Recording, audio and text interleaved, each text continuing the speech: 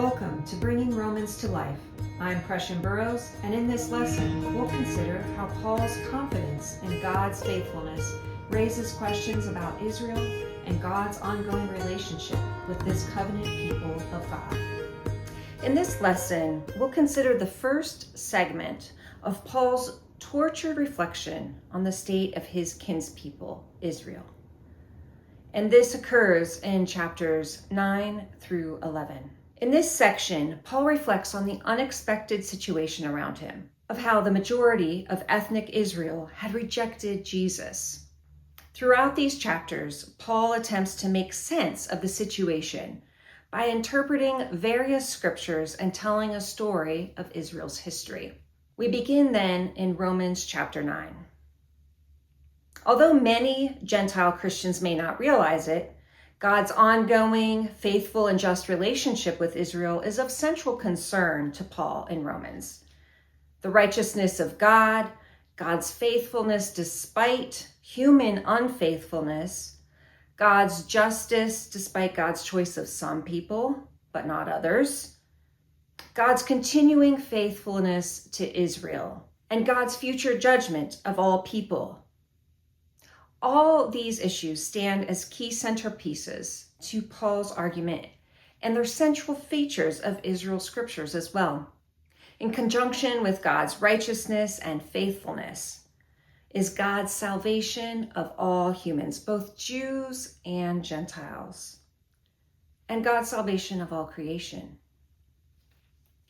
So when Paul pivots after his doxological reflections on God's love, a love that cannot be separated from God's beloved, and that even no one can accuse God's elect, it makes sense that Paul now considers how this conviction can stand when so many of God's covenant people do not participate in the Jesus movement, when so many have not accepted Jesus as their Messiah.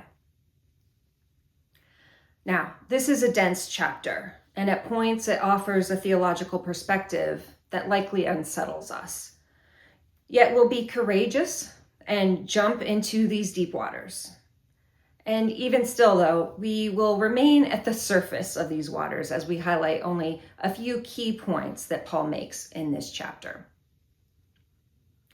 As Paul reflects on the scriptures in chapter 9, verses 6 through 13, he points out that throughout Israel's history, some people were part of a select group, while others were part of another group. He refers to Isaac and Ishmael, and Jacob and Esau as examples of this phenomenon. The point is, the situation during Paul's day was no different from other significant moments in salvation history. God remains consistent throughout. In verses 14 through 18, Paul confidently asserts that God is just, not unjust, in choosing some people over others. For God's choice results from mercy, and mercy is not earned. No one deserves mercy. In contrast, justice would demand that all receive condemnation. Recall Paul's anthropology laid out in Romans 3 and 5. All are under sin. All are enslaved to sin. But God is merciful and extends compassionate mercy to some. In the case of Pharaoh, there were plenty of opportunities for him to turn to God in trust. But Pharaoh's obstinate hardness receives further hardening from God as he goes along. Paul recognizes a natural human response to this situation, in which the interlocutor of this letter complains about God's apparent choice of some over others. And this happens in verses 19 through 29. Paul doesn't address this accusation of injustice head on, but redirects the interlocutor's gaze. Instead of focusing on the mystery of God's apparent choice or election of some rather than others, Paul highlights the preciousness, the gloriousness of being among the called. And this group of called people does not consist of a subset of humanity, but rather consists of Jews, the ethnic people of Israel, as well as the nations. God's mercy extends beyond the bounds of the original select group. It extends to all. In verses 30 to 33, Paul wraps up this chapter by echoing his letter's thesis statement, his core theme, that the righteous one will live from faith. He notes that the nations didn't chase after righteousness or justice. They didn't do it at all. Nevertheless, they obtained this righteousness. How and why so? Because they, the people of the nations, the Gentiles, received righteousness from faith, from a posture of faith. In contrast, the majority of Paul's kinspeople, Israel, at the time, were pursuing a standard or law of righteousness, but they didn't reach that standard or law. Why didn't they achieve it? Because not from faith, but as from works, as Paul says. Recall Paul's long discussion in chapter 4 about wages given for work.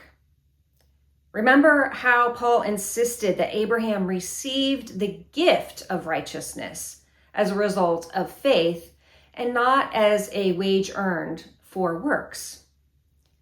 In a sense, what Paul is saying here in chapter 9 is that some of Abraham's descendants were not relating to God from faith, as does Abraham. And more specifically, we might say that they were not relating to God from the faith of Jesus. Thus, some in and among Israel did not adopt the posture of faith that was so perfectly demonstrated by Jesus, according to Paul. They did not recognize the fulfillment of God's promises as coming through Jesus. But does that mean God has rejected Israel? To that question, Paul will turn in chapter 11. But first, he reflects more on this discomforting situation from scriptural and theological perspectives in chapter 10. Now, to be clear, the Israel that Paul is talking about here in Romans 9 through 11 is not the same or equal to the current state of Israel as we know it. The topic of the state of Israel and our understanding of it and its relationship to God is an entirely different and highly complex topic that we're not addressing here. But before we go on to consider Romans chapter 10, I invite you to reflect on chapter 9 in our Living Scripture Community Forum.